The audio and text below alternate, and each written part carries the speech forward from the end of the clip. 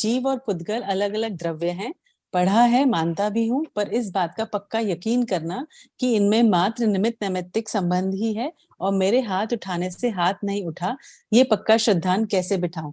Sir actually क्या होता है, ये वाले जो क्वेश्चंस हैं हमारे को बहुत बार यंग पीपल स्पेशली वो भेजते हैं।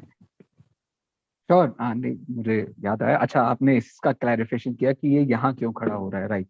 तो यहीं इसलिए खड़ा हो रहा है, ग्रेट। तो सीधी सी बात है, सोते हुए हाथ उठा के दिखाओ।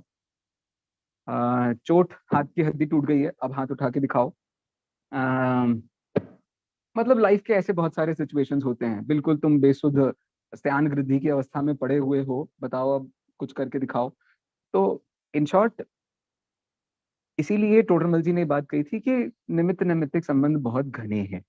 अब घने होने के चक्कर में हमें लगता है कि वो हमारे हैं, लेकिन ग्रेजुअली विद लाइफ एक छोटे से लड़के, यंग लड़के को यदि ये प्रश्न खड़ा हो रहा है, तो बेटा एक बार अपनी दादी से बोलो कि वो 25 बार ये वाली एक्सरसाइज करके दिखाएं, सूर्य नमस्कार वाली। क्यों नहीं कर पा रही है वो?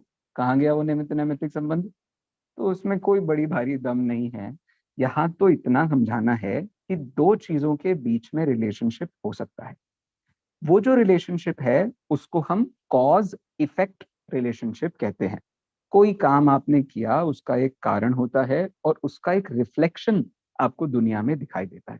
तो जैसे आपने गुस्सा किया तो मम्मी नाराज हो जाती है, तो मम्मी फिर दो चार गालियां दे देती है। ऐसे ही अंतरंग में जब आप क्रोधमान माया लोभ करते हो, तो आपके अंदर में ऐसे परिणाम होने के कारण जगत में कार्मण वर्गणाएं गुस्सा होकर अशुभ कर्म रूप परिणमित हो जाती है और आपके साथ बंध जाती है। ऐसे ही आप अच्छे काम करते हो, तो इसको हम निमित्त नैमित्तिक संबंध कहते हैं। और उसके आधार पर ये बहुत घने हैं।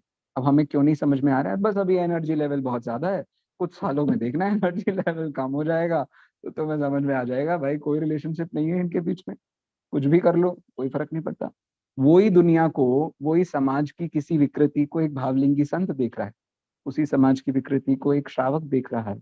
श्रावक को बहुत आग लग जाती है, ये नहीं होना चाहिए, ये नहीं होना चाहिए। क्यों? क्योंकि यदि ये हो गया तो कल को मेरे घर में होने लगेगा ये सब, कल को हमारे समाज में होने लगेगा ये सब।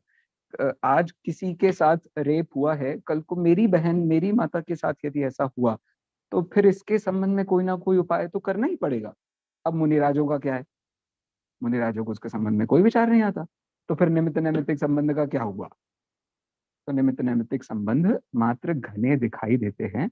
वास्तव में स्वभाव की दृष्टि से देखा जाए तो क्या निमित्त और क्या उपादान, कोई कारण वहां बचता नहीं है। जो जो कारण है वही कार्य बन जाता है, मतलब कारण समय सार ही कार्य समय सार हो जाता है।